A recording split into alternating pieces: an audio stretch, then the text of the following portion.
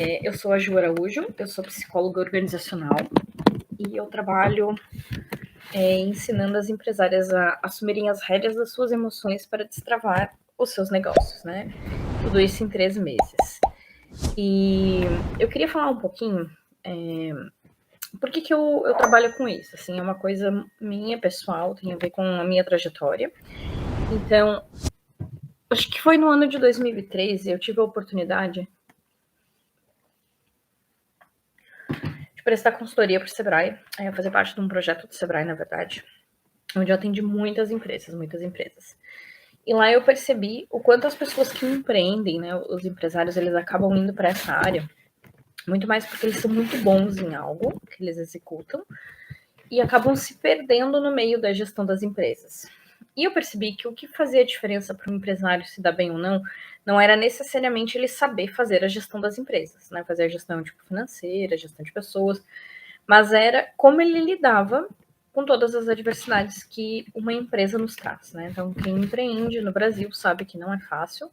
Tem coisas muito boas, é muito prazeroso, tem toda uma questão de flexibilidade do horário. E claro, né, se bem trabalhado, a gente tem um ganho maior do que se a gente fosse CLT. Mas a empresa, ela traz, quando a gente empreende, ela traz muito mais essa possibilidade da gente fazer aquilo que a gente gosta, aquilo que a gente ama, aquilo que a gente acredita. E isso dá toda uma diferença, né, no nosso dia a dia. O problema é que as pessoas acabavam perdendo esse foco. Elas, em algum momento, os empresários esqueciam do porquê que eles tinham aberto as empresas e começaram a dormir, acordar e correr atrás de dinheiro para poder pagar as contas. E cansava muito, era uma rotina exaustiva e dormia de novo para no outro dia pensar em como que ia pagar as contas. E o foco do porquê que resolveu empreender se perdeu completamente, né? Então, vendo tudo isso lá, eu já era formada em psicologia, eu me dei conta o quanto as pessoas acabavam se perdendo de si mesmas, assim, né? Elas perdiam o brilho, elas perdiam a identidade delas para tentar fazer um negócio dar certo, muito mais preocupado com a gestão, muito mais preocupado com a parte técnica e não com a parte emocional do negócio. E aí entra o meu serviço, né? Então eu entendi que alguém precisava fazer alguma coisa para as empresas, principalmente as pequenas empresas, que elas dependem muito mais de um bom gerenciamento de emoções do que as maiores. As maiores já são mais estabelecidas, já têm uma cultura muito mais organizada, pautada em procedimentos, processos, então não depende tanto do dono, né? E o dono, querendo ou não, na pequena empresa, quando ele está abalado emocionalmente, isso vai refletir, seja na equipe, seja no atendimento, seja em como os clientes vão perceber o valor daquela empresa. Então, tudo isso influencia.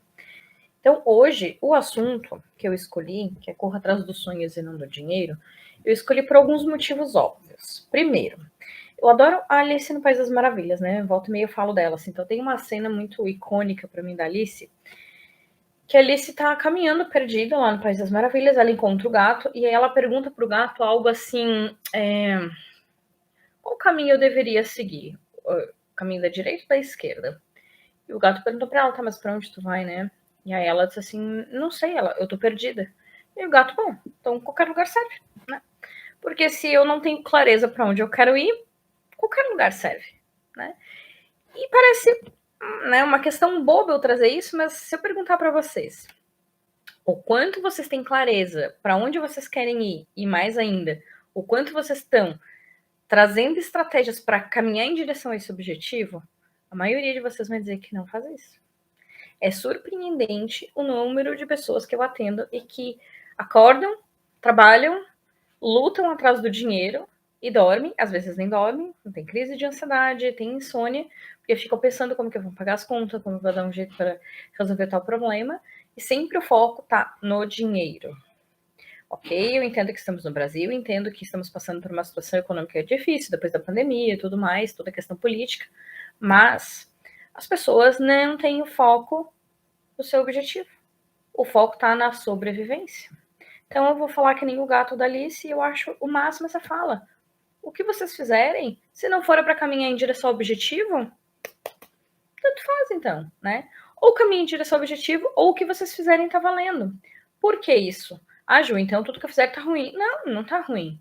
Pode ser muito bom, inclusive. Mas não vai chegar no objetivo, porque não tem objetivo. Para preparar vocês para começar a pensar Qual o objetivo? Não tem como a gente, ai, Ju, mas eu tô com um problema de pessoas, tu me ajuda a resolver? Ajudo. Vamos pensar qual é o teu objetivo? Tá, mas o que tem a ver meu objetivo com as pessoas? Tudo, porque dependendo do objetivo que tu tenha, pode ser que aquelas pessoas que estejam ali não devam continuar contigo, porque não vão servir. Então, talvez tenha que procurar outras pessoas, outros cargos, enfim, outras, né, vai ter que reformular, ou de repente, não tem a ver com as pessoas, mas tem a ver com o processo que está mal estabelecido, tem que refazer tudo. Então, tudo vai depender se o objetivo não estiver muito claro, certo?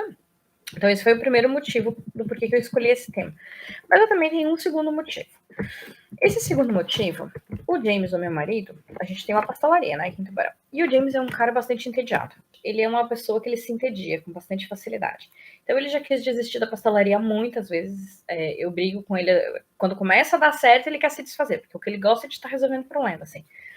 Então eu tenho que estar mantendo ele ali firme no propósito, né? E aí ele teve um sonho ontem, ele acordou e teve um sonho de que ele precisava encontrar o que fazer na vida dele. Ele não tinha mais a pastelaria.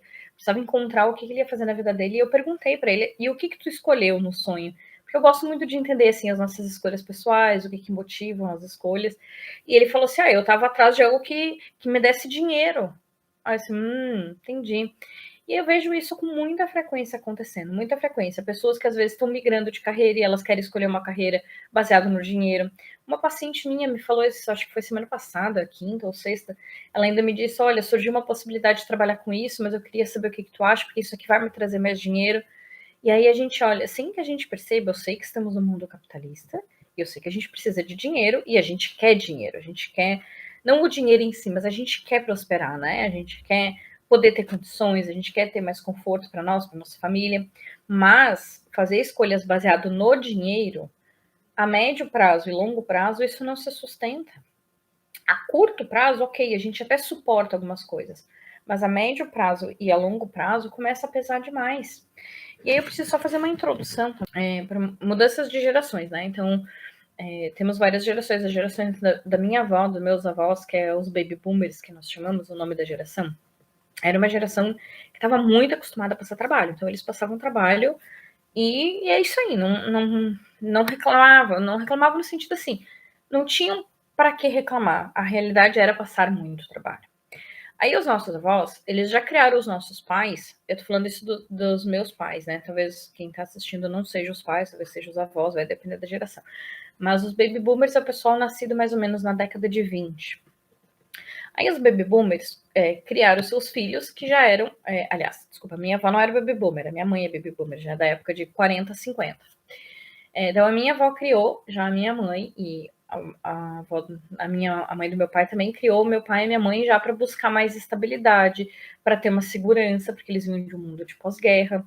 Então, assim, esse pessoal dos baby boomers, que é o pessoal da década de 50, mais ou menos, é um pessoal muito preso à estabilidade. Então, eles, claro que gostariam de ser felizes, mas eles suportavam muitas coisas, porque é o que tinham que passar. Então, assim, meus pais eram concursados públicos, eles passaram por situações bem difíceis, desafiadoras, humilhantes muitas vezes, mas é isso, baixava a cabeça, suportava, tem até uma expressão, né, ouve quem pode, não sei o que, obedece quem tem juízo. Isso era algo que eu ouvia da minha mãe sempre, assim, né, então eles tinham que obedecer, né, para ter juízo eles tinham que obedecer, porque eles não iam perder oportunidades na vida por causa de alguém, então eles suportavam. Só que por passar por dificuldades, eles já criaram os filhos com outra mentalidade, já de buscar algo que fizesse eles mais felizes. Então, meus irmãos e eu, nós já tivemos a possibilidade de escolher mais o que fazia sentido pra gente. A gente já teve a possibilidade de estudar mais, de entender o que combina comigo ou não, apesar de, quando eu fui fazer o vestibular, meu pai não queria que eu fizesse psicologia, porque tinha que ser direito ou outras áreas, assim, né, mais, entre aspas, reconhecidas. Então, assim, ainda assim, apesar de eu ser mais nova, eu ainda passei com um pouco disso que eu tinha que escolher a profissão certa. Mas eu fui firme e escolhi o que fazia sentido para mim. E meus irmãos também escolheram, né, o que fazia sentido. E é muito legal ver essa mudança de geração. Então, nós realmente hoje, né, temos a possibilidade de escolher um pouco mais comparado aos nossos pais, aos nossos avós, então nem se compara. E essa nossa possibilidade de escolha muitas vezes pode nos fazer mal, porque a gente começa a escolher baseado naquilo que não faz sentido pra gente, mas naquilo que a gente pensa como vai me dar um retorno mais rápido. Eu atendi não, uma pessoa até que me pediu atendimento falou para mim assim, eu queria checar o que tu acha dessa progressão aqui, se eu tomo esse caminho aqui, que eu já consigo me planejar para alcançar aquele cargo, só que uma pessoa que acabou de assumir um cargo novo, então ela assumiu um cargo novo e já está querendo o próximo cargo, ela nem conseguiu assentar. Então a gente tem que cuidar para também não buscar o sucesso pelo sucesso, né? A gente tem que curtir tudo isso, assim.